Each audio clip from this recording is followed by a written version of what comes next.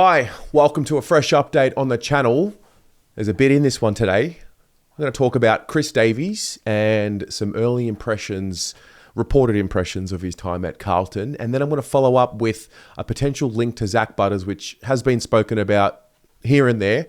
But I also just want to set the scene and make sure that all the information is in front of us ahead of what promises to be one of the most exciting trade periods in the AFL, but also for Carlton because there's just so much unknown. And also it's a nice break from the Charlie Curnow story. Now, first and foremost, I was listening to the Tradies podcast with Sam McClure and Mitch Cleary. And Sam made a suggestion here about some mail that he received around Chris Davies and his initial perceptions at Carlton. So take a listen to this. It's come across my desk that Chris Davies' start at Carlton has been quite eye-opening for people. Is this a different conversation at Butters, or are you linking the two here? I'm simply just talking about. I thought about Zach, and then I thought about Chris, because they are close. Yep. Would Chris have been there for Zach's entire duration? I reckon he would have been his head of footy from when he got drafted. Yeah. But there's been some heads turned at Icon Park by Chris's ability to say things as they are and not beat around the bush. Right. You get good mail from the corridors of Princes Park. Okay. It is our job to get good mail. Yeah, but that's sort of... There have been a couple of meetings that have taken place in which... With players? Or Chris has sort of said things like, why is that happening? We've always kind of done it this way. It's like, well, things are about to change. Can you give me one specific? I can't, no, because that will give away my source. First thing that grabs me here, interesting statements there about things being eye-opening, heads being turned, but I think the most important sentence here was the part around, why is that happening? And the answer being, because that's the way we've always done it. And then a suggestion being made that things are going to change. For me, that is exactly what I'm trying to hear. What I want to hear as a supporter, that old notion of we just do X because that's the way it's always been done. Now, for a club like Carlton, the way that things have been done is not right because the results have not ensued. So I want to be very careful because this is just Sam McClure's mail. Could be right, could be wrong. Bit of smoke, but if that's the case, that marries up with the Chris Davies that I think we know we're getting, the guy that is pretty brutal in terms of his honesty, and also it does make sense that Carlton would be a club that would say something like, we just do this because that's the way it's always been done. So that was interesting there. And then obviously the link between Chris Davies and Zak Butters was mentioned, and so I just wanted to set the scene for Zak Butters and make sure that we have what we need in front of us to even know whether or not this is a feasible option. So Carlton wouldn't be doing their job properly if they didn't try to leverage Curnow into Butters? Davies' relationship with Butters. I don't know if one's going to link into the other. Got to give something to get something, but... If you're a Carlton fan, you rock up to the footy next year for round one. Yep. Carlton Richmond. Yep. And you open the paper that morning and Curnow's playing for another club. Yep. You've got Zak Butters running out for your team that night. Would you be happy? I think it's sellable.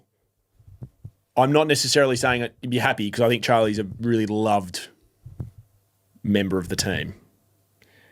But you could sell losing Curnow for gaining Butters. I think if your starting midfield was Cripps, Walsh, Butters, and Hewitt, who's going to win a best and fairest on the bench, I think you could sell that if you're able to get, a bit of support around Harry Mackay.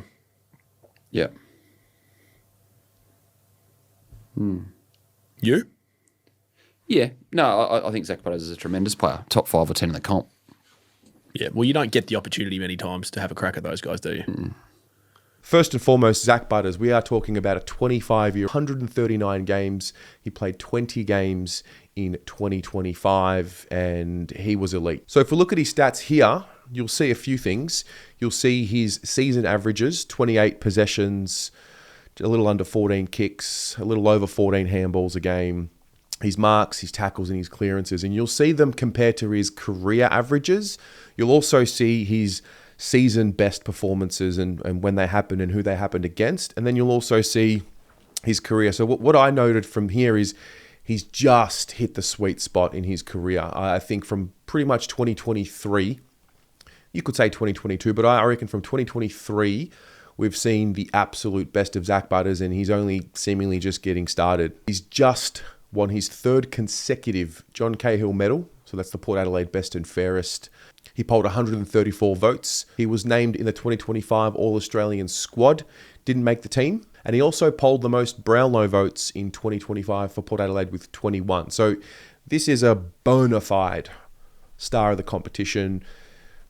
At times, he's been referred to as the best player in the competition. He sits somewhere in the top 6 or 7 when he's fit and healthy and on top of his game. So we'll start with a few clips here. So this is Zak Butters himself talking about his position at Port Adelaide. Now, what we need to keep in mind is that he is contracted until the end of 2026, and then he becomes a restricted free agent. So really important to note that given he will be a restricted free agent with Port Adelaide at the end of next season, if any offer comes for him at the end of next season, Port Adelaide will have the ability to match the offer. So I think it's really important to start there. He is a restricted free agent, and that will happen at the end of next year. So this is what Zak Butters had to say about his impending decision. Now, Zach, the Port Adelaide fans read into everything. We've had Trav Wakeling from SEN watch the press conference you did yesterday, and he's up and about with your body language.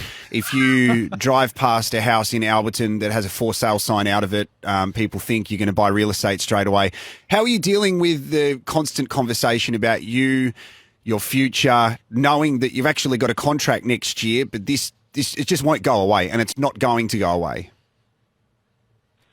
Yeah, it is pretty intense and full on, but yeah, I can also understand the passion and the love from the supporters as well. And yeah, I definitely appreciate everything the supporters have given to me, and love what they do for the footy club as well. So I definitely don't hate the passion and the energy they bring, and yeah, how much they love the club's players and how invested they are. So I can't fault them in that area, and yeah, I think for me, it's going to be a big decision, and I'm sure it's one I'll make.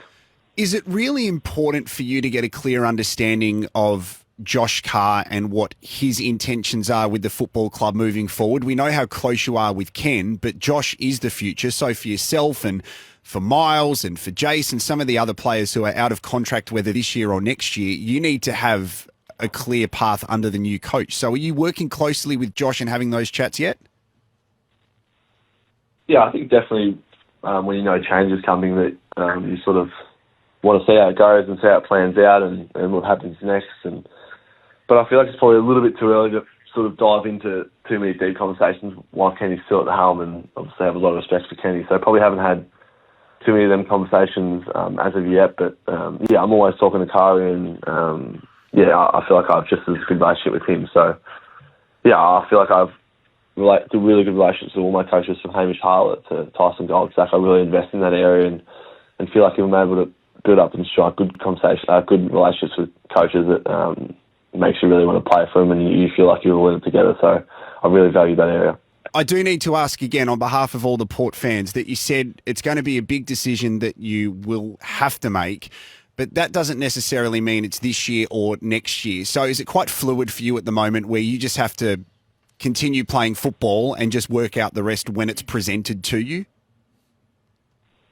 Yeah, I think it will naturally, in time, present itself and become more of a focus at some times. But probably right now, I think I said yesterday as well, when you're in the mix of a footy season and you're still alive, it's probably not one thing like I'm thinking about right now in terms of myself and about me. It's probably more about the team, and I'm a leader of the footy club as well, so trying to focus on leading others and helping others as well. So, and I definitely feel like winning makes everything a bit better as well. So I'm trying to help the boys get wins and do it with my teammates. So yeah, I'm really focusing on that probably at the moment. Then on the 6th of August, his manager made a comment about him and about his situation and where he will be playing in 2026. Now, Zak Butters staying at Port Adelaide, he's another one on the Capital Sports book. Just for absolute confirmation, He's not going anywhere this year, is he? Well, no, he won't be. And I understand that he's a player of interest in the media landscape and to other clubs, but we've been really clear with our communication to clubs that Zak his contract and he'll be playing at Port in 2026. Now, for some reason, given what we've just seen there, what we've just heard there, he seems to be pretty happy and settled at Port Adelaide, loves the club. There is this idea that he will inevitably leave at the end of next season. So I've seen Kane Corns talk about this. I've seen the rhetoric around him staying in 2026 but inevitably leaving. So this is also from the 30th of September on Trade Radio. This is, again, the conversation around Zak Butters inevitably leaving next season. As we now get into the formal part of the 2025 trade period, is there a world in which it's better for Port to have this conversation and to properly explore the possibilities around Butters right now, as opposed to waiting for the seemingly inevitable outcome this time next year when he seeks to leave as a free agent? Yeah, I think that's the key wording, the seemingly inevitable result of him walking out the door, and him asking to leave as a free agent. Now, and so that's where it sits. Star player, relationship with Chris Davies, which is clearly the suggestion that maybe there could be something there. Now, there's a few ways to look at this from Carlton's perspective. Did Carlton ask the question? Have they already asked the question? Will they eventually push for this? Charlie Curnow is obviously the big moving piece here. Now, the question is, do you make it happen now? Do you try and make it happen now? If we focus in on the Zak Butters situation with the Charlie Curnow situation, it looks like Charlie is looking for options elsewhere. Now, I'm not saying you trade Zak Butters for Charlie Curnow, but maybe a few teams will get involved in this type of deal. Now, the question is, do you make it happen now? The league waits for nobody. You've got a star captain in Patrick Cripps, who's really at the peak of his powers, and you'd think that, how much longer will Cripps be at the peak of his powers? And given that I just said that the league waits for no one, you've got to make moves for now, and you just keep going. Do you make the move now, potentially get the capital that you need, whether it's picks and the like, and you make a move for Zak Butters? Or do you wait? Do you play it smart? Do you understand that he's a free agent at the end of next year, and therefore you could simply not give up any draft picks, draft capital, and just offer him a big contract? Now, given De Koning's gone, if Curnow is to leave, that would also free up quite a chunk of the salary cap, and also other players who have left who were on reasonable deals. And I would suggest that Carlton now, particularly, well, before Charlie Curnow potentially leaving, we've got a nice chunk of funds to play with. Now, if Charlie Curnow is to leave, I would say that only increases the, do we call it a war chest? Do Carlton have a war chest now if Charlie Curnow leaves? So if that's the case, that's where the question comes into play. Make a move for someone like Zak Butters now, leave the trade period in 2025, potentially losing Charlie Curnow and potentially bringing in a Zak Butters. Do we need a Zak Butters? He's more or less he's an inside midfielder. He does have that ability to burst onto the outside.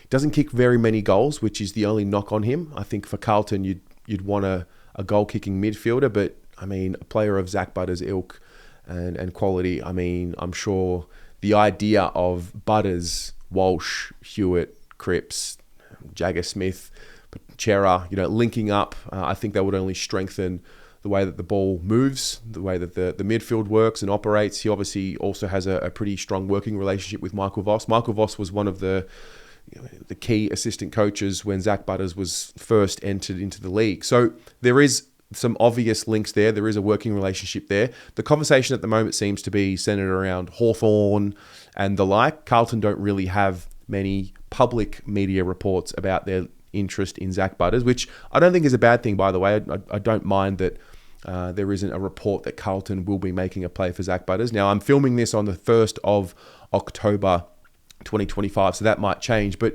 yeah, I just want to get your thoughts. So there's really two things here. First of all, there's Chris Davies' comments or alleged perception and alleged comments around his first impressions at Carlton. And then there's the next part. Would you be interested in making a play for a guy like Zak Butters? And if so, would you do it now or would you wait until he becomes a free agent? Let's get your thoughts in the comments below and we'll go from there.